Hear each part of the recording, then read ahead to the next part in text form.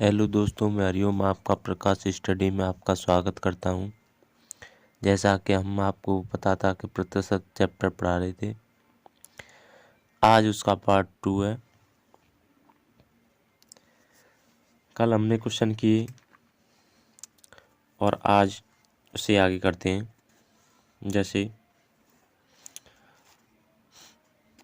लेते हैं, कल हमने आपको बताया था 1/3 को क्या लिखा जा सकता है, 33.1/3%, या इसे 33.33 भी लिख सकते हैं।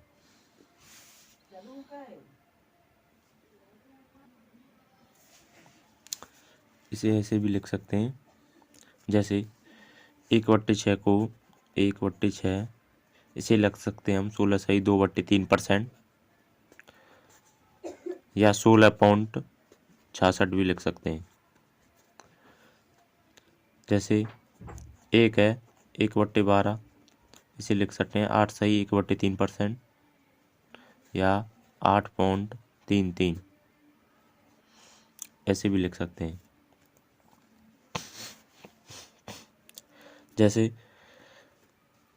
83.1/3%,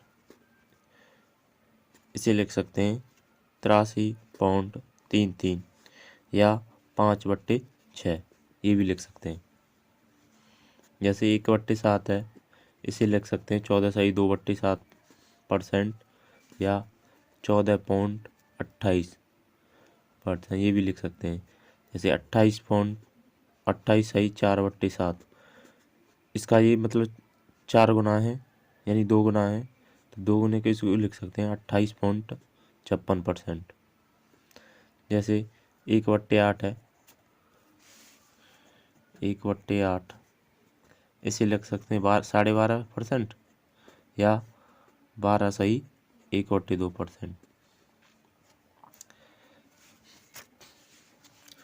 इसका मतलब 3 गुना 3/8, तो इसे लिख सकते हैं 37.5, या 37.1/2%। जैसे 5/8 है, 8 है, इसे लिख सकते हैं 62.5%, या ऐसे लिख सकते हैं 62.1/2%। ऐसे भी लिख सकते हैं। जैसा कि हमने कल आपको बताया था, जैसे यही हो 7/8, मतलब इसका ही 7 गुना 7/8 हो, तो इसे लिख सकते हैं 87.1/2%, या 7, या इसे लिख सकते हैं 87.5%।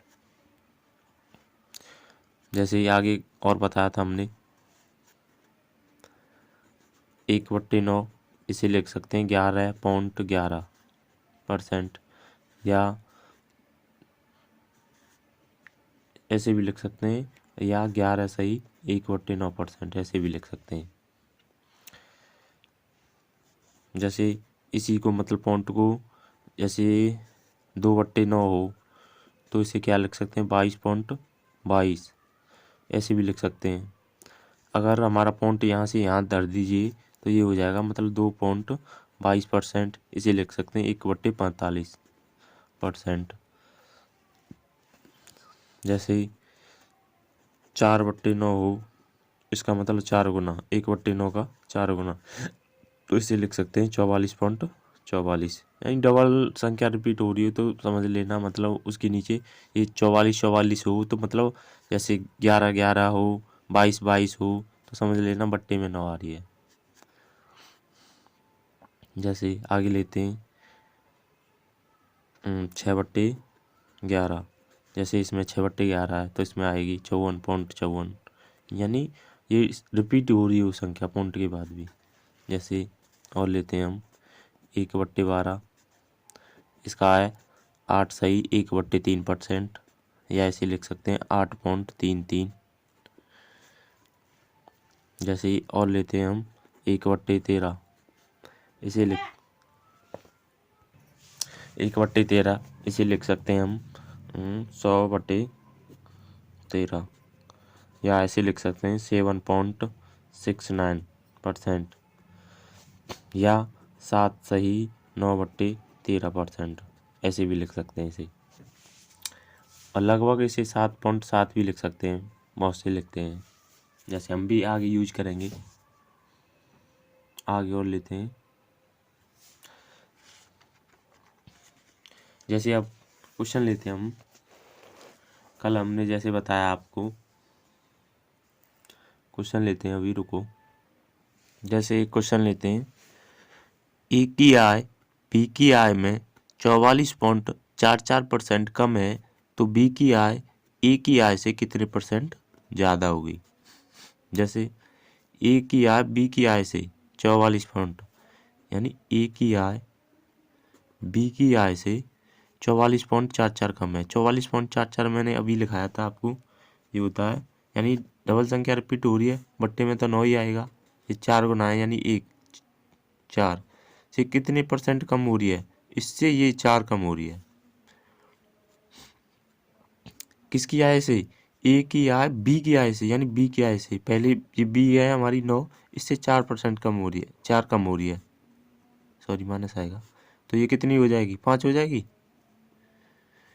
तो ये पूछ रहा है बी की आय ए की आय से कितने % कम है। बी की आय, किसकी आय, बी की आय ए की आय से कितने % कम है, तो कितनी कम है, ये 5 कम है। किससे, किससे कम है, बी से कम है।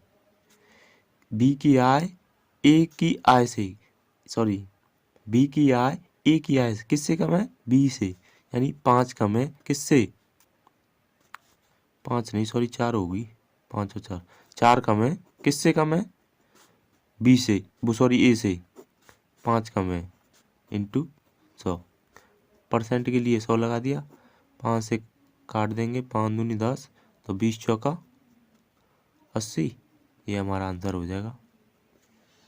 ठीक है ना। जैसे आगे और क्वेश्चन लेते हैं, एक निश्चित वस्तु के मूल्य में 36.36.36% बढ़त होती है।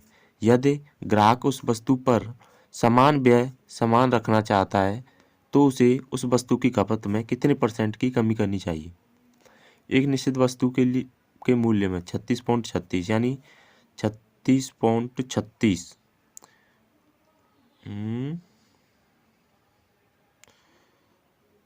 डबल संख्या होती है, ये 36.36, इसे लिखते हैं 4/11, 4/, हमारा 36.36 होता है, 36.36 ही होता है 4/11। तो प्राइस प्राइस का दे रखा मैंने 11 से कितने % अधिक हो रहा है, यानी इसमें अब कोई अधिक हो रहा है तो ये जुड़ जाएगा, 11 और 4 15।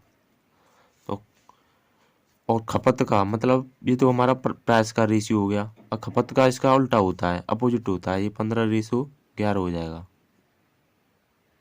11 इसे इंजेक्शन बोलते, कंजक्शन, यानी खपत।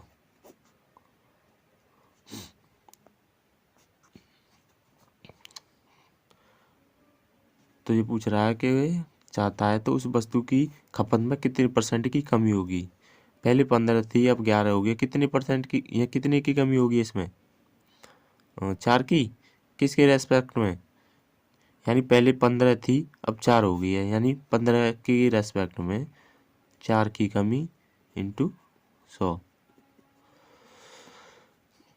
तो 5 या 15, 20 500, 4 4 दूनी 8, 80/3, इसे काटेंगे तो ये आएगा 26, 3 दूनी 6, 18 और 36.18, यानी 26.66, यही हो जाएगा हमारा आंसर।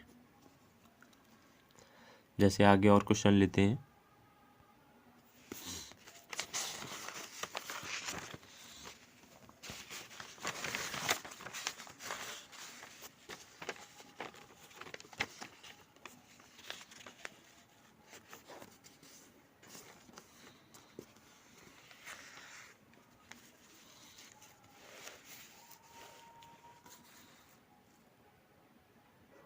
जैसे आगे एक क्वेश्चन लेते हैं। सेब की कीमत में 16.66% की कमी के कारण एक व्यक्ति रुपये 58 से 8 अधिक खरीदता है। तो कमी के कारण प्रति दर्जन सेब की कीमत ज्ञात करें। के कारण एक व्यक्ति 58 से अधिक सेब अधिक खरीदता है, तो कमी के कारण प्रति दर्जन सेब की कीमत ज्ञात करें। सेब की कीमत में 16.66% की कमी के कारण एक व्यक्ति 58 से 8 अधिक खरीदता है, तो कमी के कारण प्रति दर्जन सेब की कीमत ज्ञात करें। तो देखते हैं, यानी 16.66% इसे लिखते हैं 1/6। इसमें कमी के कारण 58 से एक कम खरीदते हैं, मतलब ये प्राइस का रेशियो हो जाएगा हमारा एक कम, मतलब प्राइस का 6 से 5 हो जाएगा, और खपत मतलब कि कम तो खरीदता है, और खपत का होता है हमारा उल्टा, इसे 5:6 हो जाता है। तो इसमें दे रखा है मतलब यानी एक अधिक खरीदता है, तो हमारी सेब 58 से 8 अधिक खरीदता है, यानी पहले 6 की वैल्यू यानी 8 अधिक खरीदता है, यानी हमारे हिसाब से तो 1 खरीदता है और इसके हिसाब से 8 खरीदता है। तो कमी के कारण प्रति दर्जन सेब की कीमत क्या ज्ञात करें। तो बाद की पूछी है, तो 1 की वैल्यू 8 है, तो 6 है हमारे, इसके हिसाब से पहले 6 थी, और 8 करेंगे तो 8 छिंगे 48 हो जाएगी। ये अब की हो जाएगी। अगर पिछली पूछे तो पिछली कितनी थी, 8×5 = 40, पहले 40 थी और अब 48 हो गई है। और ये पूछ रहा है प्रति दर्जन के लिए, पूछ रहा है प्रति दर्जन सेब की कीमत क्या है। तो पहले 58 थी, अब 48 हो गई है। और दर्जन का मतलब एक दर्जन में 12 होते हैं, तो 12 चौका 48, 4 ये आ जाएगा,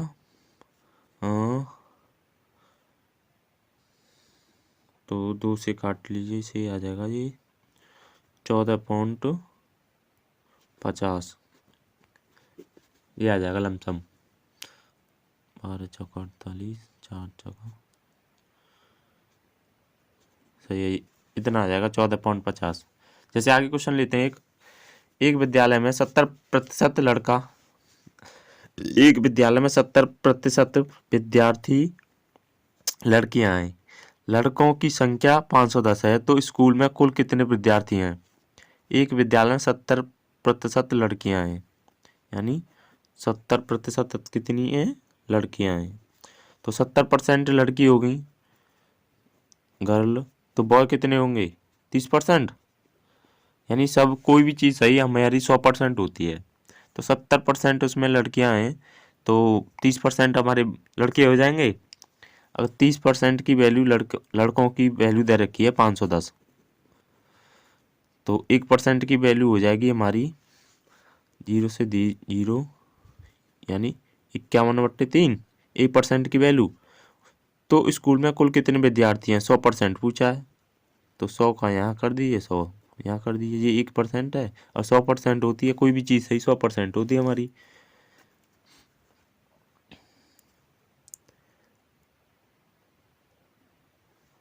तो ये हो जाएगा 17 बार 17 थी 51, तो ये 1700 हो जाएगा।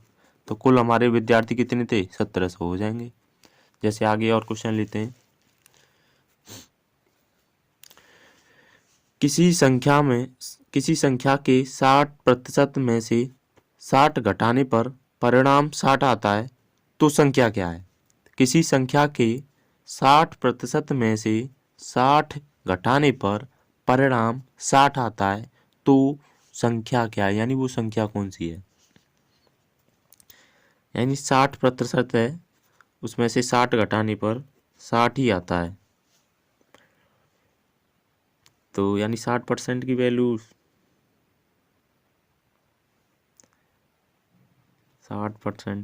60 है, तो परिणाम कितना आता है हमारा? 60 आता है। तो 60% की वैल्यू 60 और इसे मतलब घटाने पर, परिणाम घटाने पर 60 आता है। तो हमारे 60 आता है, तो 60 कल मतलब 120 हो जाएगा। तो 1% की वैल्यू 6 दूनी 12, यानी 1% की वैल्यू आ जाएगी 2। अगर 100% की वैल्यू पूछी है तो हमारी आ जाएगी 200%, 200। ये हमने 120 क्यों कर दिया? क्योंकि संख्या में 60% में से 60 घटाने पर, यानी 60% थी, 60 घटाने पर परिणाम हमारा 60 आता है। यानी 60 घटाने पर 60 परिणाम हमारा टोटल कितना आता है? 60 आता है।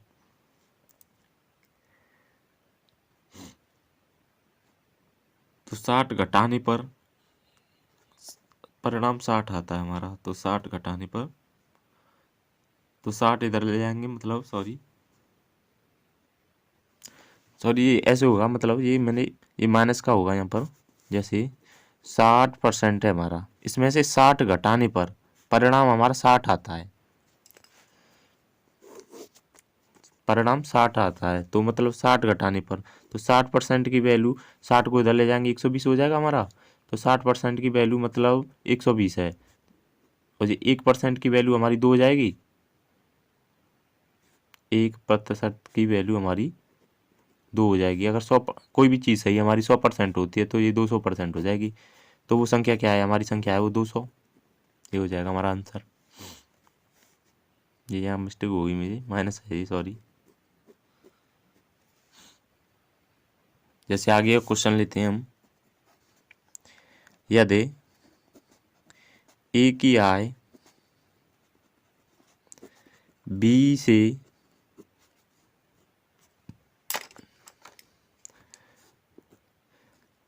बी से 40% कम है, तो बी की आय ए से कितने प्रतिशत अधिक है? यदि ए की आय बी से 40% कम है, तो बी की आय ए से कितने परसेंट अधिक है? यानी ए अनुपात बी। यानी ए की आय बी से, ए की आय बी से, यानी बी हमारा 100% होगा, से 40% कम है, तो 40% कम हो जाएगा तो 60 हो जाएगा। यानी बी से ही तो 40% कम है, तो बी की आय ए से कितने परसेंट अधिक है? तो बी की आय ए से कितने प्रतिशत अधिक है? 40 अधिक है किससे? किससे अधिक है? तो बी की आय ए से, यानी ए से कम है, बट्टे में 60, कितनी अधिक है? 40 इंटू 100।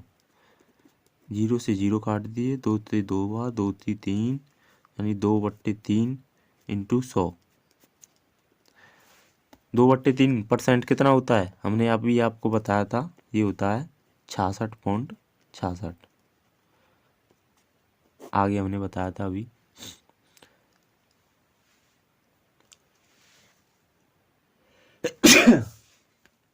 सॉरी। तो आज की वीडियो हम यहीं पर समाप्त करते हैं और अच्छे से अच्छे क्वेश्चन लाने की हम और बेहतर प्रयास करेंगे। आपको ये वीडियो कैसी लगी? अगर आपको पसंद आई हो तो इसे लाइक करना और चैनल को सब्सक्राइब करना। धन्यवाद।